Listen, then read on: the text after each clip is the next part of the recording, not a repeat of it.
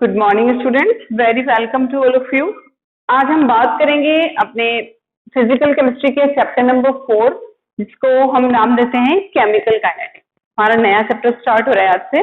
Chemical kinetics देखो, chemical तो आपको पता है कि आप रिएक्शन से रिलेटेड कुछ पढ़ने वाले हो। काइनेटिक्स मीन्स होता है स्पीड। काइनेटिक्स यानी स्पीड की बात करेंगे यहाँ पर।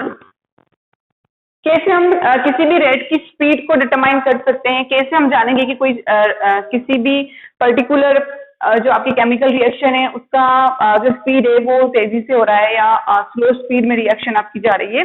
तो वही सारी स्टडी हमें यहाँ पर करना है। देखो, जैसे थर्मोडायनेमिक्स में आपने पढ़ा था अपनी पिछली क्लास में, थर्मोडायनेमिक्स से हम बात करते हैं रिएक्शन की फिजिबिलिटी की, कि कैसे हमारी रिएक्शन, कोई रिएक्शन होगी भी या नहीं होगी, वो फिजिबिलिटी आप देखते हो थर्मोडायनेमिक्स से।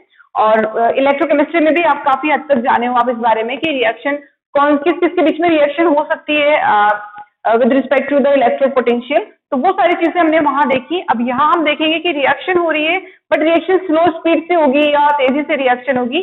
तो वो चीज अगर हमें जाननी है तो हम केमिकल काइनेटिक्स की स्टडी करते हैं। तो सबसे पहले इसकी डेफिनेशन हम देख लेते हैं। देखो, केमिकल काइनेटिक्स केमिस्ट्री की वो ब्रांच है दैट डील्स विद द, जो डील करती है किसके साथ, एक तो डील करती है study of the rate of reaction, rate के साथ।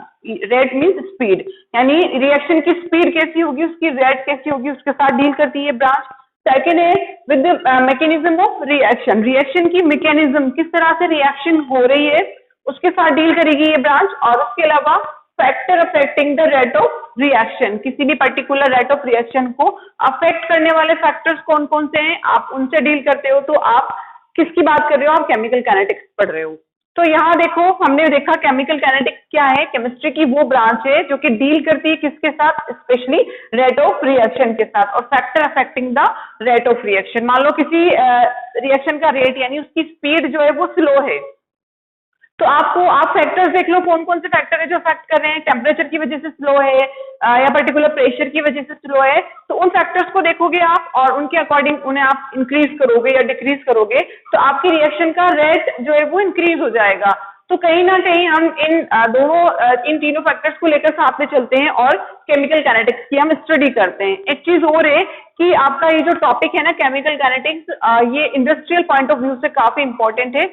इंडस्ट्रीज में ही हमें केमिकल रिएक्शन फास्ट चाहिए होती हैं, कुछ स्लो रिएक्शन से हमें प्रोडक्ट अपने जल्दी चाहिए अपने इंडस्ट्रियल पॉइंट ऑफ व्यू से। तो वहां हम इन ब्रांचेस की, इस ब्रांच की अच्छे से स्टडी करते हैं तो हम अपना इंडस्ट्रियल प्रोडक्शन अच्छे से बढ़ा सकते हैं। तो अब देखो, रेट ऑफ केमिकल रिएक्शन क्या होता है। जब हम बात कर रहे हैं बार बार की केमिकल काइनेटिक्स केमिस्ट्री की वो ब्रांच है जो रेट के साथ रिएक्शन की रेट के साथ डील कर रही है, तो हमें ये भी जानना होगा कि रेट क्या है। एक जनरल सा आइडिया तो हमें मिलता है कि रेट यानी हम स्पीड की बात कर रहे हैं कि रिएक्शन का स्पीड यानी रेट। यहाँ पर हम उसका डेफिनेशन देख लेते हैं। Rate of chemical reaction, change in concentration और pressure of reactant and product with respect to time. Time के रिस्पेक्ट में देखना है कि आपका जो कंसंट्रेशन है, जो अमाउंट है आपके रिएक्टेंट की या प्रोडक्ट की, वो कैसे चेंज हो रही है विद रिस्पेक्ट टू टाइम। इतने टाइम में इतनी थी, इतने टाइम में इतनी हो गई। या फिर आप प्रेशर की बात करोगे, अगर आपकी रिएक्शन गैसियस मीडियम में हो रही है, गैसेस के बीच में रिएक्शन हो रही है तो ऑब्वियसली प्रेशर की बात करोगे। और अगर एक्वस मीडियम में रिएक्शन हो रही है तो आप कंसंट्रेशन की बात करोगे। क्लियर होती है चीज। तो चेंज इन कंसंट्रेशन और pressure of reactant and product with respect to time, it is known as rate of chemical reaction. यानी टाइम के रिस्पेक्ट में अगर आप देखते हो कि इतने टाइम पर इतना प्रेशर था, इतना हो गया है, ठीक है, तो उसे आप नाम देते हो rate of chemical reaction.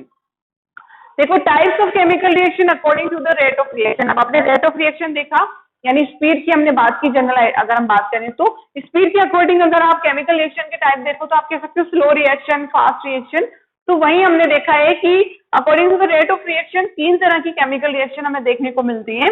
First है very fast, finished in fraction of time, with in few seconds finish हो जाती है। जैसे कि आयोनिक रिएक्शंस हैं, जैसे आयंस के बीच में रिएक्शंस होनी है, obviously ion positive ion negative ion को अट्रैक्ट करेगा, स्ट्रॉन्ग फोर्स ऑफ अट्रैक्शन उनके बीच में है। वहां पर किसी तरह के बॉन्ड के टूटने या बनने का हमें इंतजार नहीं करना है, सिर्फ आयंस होंगे और वो स्ट्रॉन्ग फोर्स ऑफ अट्रैक्शन से विद इन फ्यू सेकेंड्स अपनी रिएक्शन को कंप्लीट करेंगे। तो आयोनिक रिएक्शंस को हम रखते हैं वेरी फास्ट की कैटेगरी में, क्योंकि इनका रेट ऑफ रिएक्शन बहुत हाई होता है। फिर सेकेंड टाइप ऑफ रिएक्शन है वेरी स्लो, बहुत धीरे धीरे से होंगी, यानी complete in very very long time, यानी ईयर्स भी लग जाते हैं उनको, कुछ साल भी लग जाते हैं उन रिएक्शंस को कंप्लीट होने में। जैसे कि रस्टिंग ऑफ आयरन, आयरन पर रस्टिंग होनी है तो ऐसा तो है नहीं कि कुछ सेकंड्स में, कुछ दिनों में वो कंप्लीट होगी, कुछ टाइम लेगी, वेरी वेरी लॉन्ग टाइम वो लेगी वो प्रोसेस, तो उसे हम नाम देते हैं वेरी स्लो। अब एक चीज ध्यान में रखो कि ये जो वेरी फास्ट रिएक्शन है या वेरी स्लो रिएक्शन जो है, इनके रेट ऑफ रिएक्शन को हम डिटरमाइन नहीं कर सकते हैं। जो वेरी फास्ट है, बहुत तेजी से हो गई, आप विद इन फ्यू सेकेंड्स ही हो गई, आपको मतलब मौका ही नहीं मिला कि आप इनका रेट ऑफ रिएक्शन डिटरमाइन कर सको। और वेरी स्लो रिएक्शन है तो इंडस्ट्रियल पॉइंट ऑफ व्यू से ये भी हमारे लिए यूजफुल नहीं होगी, बहुत धीरे धीरे प्रोसेस हो रहा है, प्रोडक्ट बहुत धीरे धीरे मिल रहा है, तो इनका रेट ऑफ रिएक्शन भी हम डिटरमाइन नहीं कर सकते हैं। अब थर्ड टाइप ऑफ रिएक्शन है हमारी मॉडरेट स्पीड रिएक्शन, यानी जो मॉडरेट स्पीड से होती है, ना तो बहुत तेजी से होती है ना बहुत धीरे धीरे होती है। ये वाले जो रिएक्शन है ना मॉडरेट स्पीड रिएक्शन, ये हमारे लिए इंडस्ट्रियल पॉइंट ऑफ व्यू से इंपॉर्टेंट है, इनका रेट हम डिटरमाइन कर सकते हैं। तो जितनी भी मॉलिक्यूलर रिएक्शन है, जो भी आपकी मॉलिक्यूलर रिएक्शन होती है जिनमें आपके मॉलिक्यूल्स इन्वॉल्व होते हैं, वो सारी की सारी रिएक्शंस मॉडरेट स्पीड रिएक्शन में रखी जाती है। जैसे कि अमोनिया फॉर्मेशन है, जहां नाइट्रोजन और हाइड्रोजन मिलकर अमोनिया का फॉर्मेशन कर रहे हैं, मॉलिक्यूलर रिएक्शंस भी है, तो ये मॉडरेट स्पीड रिएक्शन है, इनका रेट हम डिटरमाइन कर सकते हैं। और इन्हीं रिएक्शंस की, इन्हीं थर्ड टाइप ऑफ रिएक्शंस की हम इस पूरे चैप्टर में बात करने वाले हैं, क्योंकि इन्हीं का रेट हम डिटरमाइन करेंगे, इन्हीं के रेट पर हम वर्क करेंगे, किस तरह इनका रेट अफेक्ट होता है, कैसी इनकी मैकेनिज्म होती है, किस कौन कौन से फैक्टर्स हैं जो इनके रेट को अफेक्ट करते हैं, बढ़ा सकते हैं या स्लो डाउन कर सकते हैं। तो ये तो थी हमारा जनरल सा इंट्रोडक्शन, इसको आप नोट डाउन करो, फिर आगे चलते हैं, हम देखेंगे कि किस तरह से हमारा प्रोडक्ट या रिएक्टेंट का कंसंट्रेशन चेंज होता है।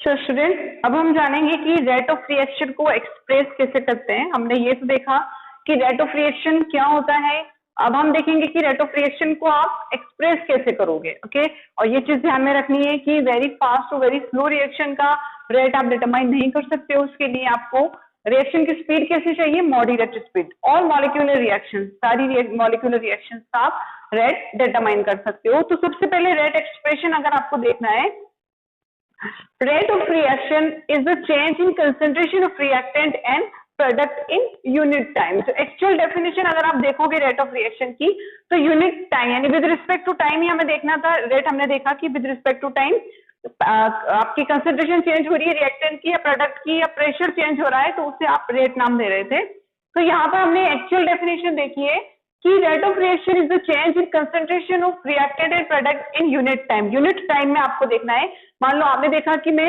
1 सेकंड में रेट ऑफ रिएक्शन देखूंगा कि 1 सेकंड में मेरे पास कितना रिएक्टेंट था, अब कितना बचा है 1 सेकंड बाद, या मान लो 1 मिनट, ठीक है, यूनिट टाइम पर लेना, या 1 घंटा या 1 नैनो सेकंड, जितना भी आपको चाहिए यूनिट में ही आपको करना है। 1 सेकंड 1 मिनट पर या यूनिट टाइम पर आप देखोगे कि आपकी कंसंट्रेशन में क्या चेंज हुआ है, प्रोडक्ट पहले कितना था अब कितना है, तो उसके अकॉर्डिंग आप रेट ऑफ रिएक्शन डिटरमाइन करोगे। तो ये एक्चुअल डेफिनेशन होती है।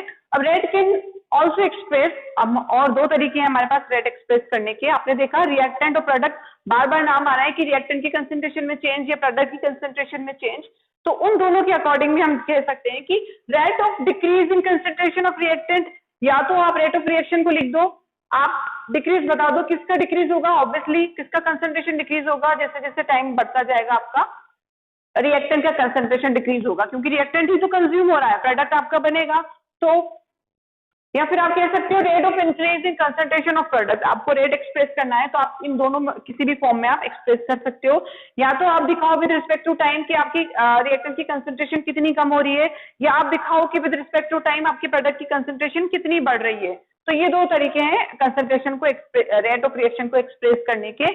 अब एक एग्जांपल के थ्रू हम देख लेते हैं। जैसे मान लो हमारे पास एक रिएक्शन है, ए यहाँ पर हमारे पास रिएक्टेंट था, वो बी में कन्वर्ट हो गया, बी हमारे पास प्रोडक्ट है। हमसे कहते हैं how would you express the rate for the above reaction, इसके लिए रेट कैसे एक्सप्रेस करोगे, रेट ऑफ रिएक्शन कैसे एक्सप्रेस करोगे, कैसे शो करोगे।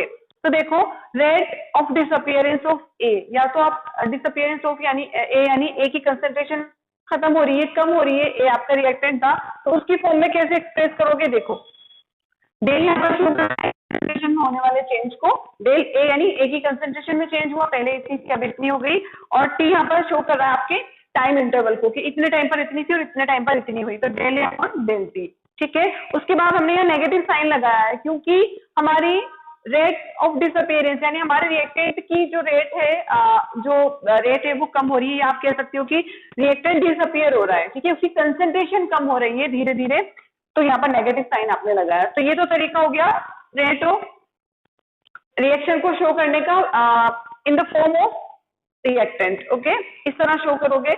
या फिर आप कह सकते हो यहाँ नेगेटिव साइन शो कर रहा है कि रेट ऑफ रिएक्टेंट जो है वो डिक्रीज हो रही है विद रिस्पेक्ट टू टाइम। अब आपको rate of appearance of B की फॉर्म में शो करना है, यानी आपकी प्रोडक्ट की फॉर्म में शो करना है, या तो रिएक्टेंट की फॉर्म में लिखो अपना रेट, या फिर प्रोडक्ट की फॉर्म में। तो वही चीज है डेल बी यानी डेल्टा बी यानी कि आपका जो बी का कंसेंट्रेशन में होने वाला चेंज, और डेल्टा टी यहाँ पर टाइम को शो कर रहा है, ठीक है, टाइम इंटरवल को। तो इस तरह शो करोगे। यहाँ पर पॉजिटिव साइन है, ठीक है, इसका मतलब क्या है कि आपकी बी की जो कंसेंट्रेशन है वो with respect to time increase हो रही थी, बढ़ रही थी। ऑब्वियसली प्रोडक्ट है तो बढ़ेगा।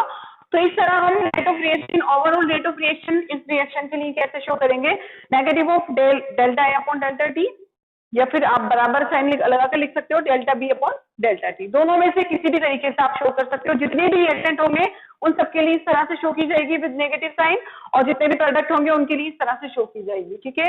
तो rate of disappearance of A किसके बराबर है, rate of appearance of B. हमारा ये फॉर्मूला यही शो करता है कि रिएक्टेंट के डिसअपियरेंस होने की रेट जो है वो इक्वल होती है प्रोडक्ट के बनने की रेट के। जितनी तेजी से बी ए जो आपका रिएक्टेंट है वो डिसअपियर होगा, उतनी तेजी से आपका प्रोडक्ट अपीयर होगा।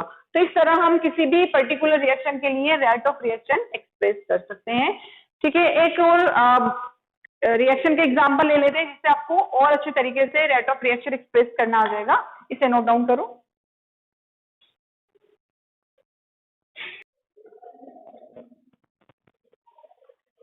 तो स्टूडेंट्स एक एग्जांपल और ले लेते हैं जिससे हमें रेट हमारा एक्सप्रेस करना आता है। यहाँ देखो हमारे पास रिएक्शन है 2A + 3B जो हमें दे रहे हैं 2C। अब हमसे कहा जाए इसके लिए रेट ऑफ रिएक्शन लिखो। तो देखो सबसे पहले आपको क्या करना होगा, अलग अलग रिएक्टेंट की फॉर्म में, प्रोडक्ट की फॉर्म में एक्सप्रेस करना होगा। फिर आपको उनमें से किसी भी एक को लेकर आप रेट ऑफ रिएक्शन आपकी एक्सप्रेस कर सकते हो। तो rate of disappearance of A, क्योंकि ए डिसअपियर हो रहा है तो क्या होगा delta A upon delta T, ठीक है, ए की concentration with respect to time. अब करना क्या है, अगर इनके पास स्टोइचियोमेट्रिक कोएफिशिएंट लिखे हुए हैं तो उस स्टोइचियोमेट्रिक कोएफिशिएंट से आपको इस कंसेंट्रेशन को इस तरह से डिवाइड करना होगा, ओके। और नेगेटिव साइन जो है वो किसको रिप्रेजेंट कर रहा है, डिसअपियरेंस को।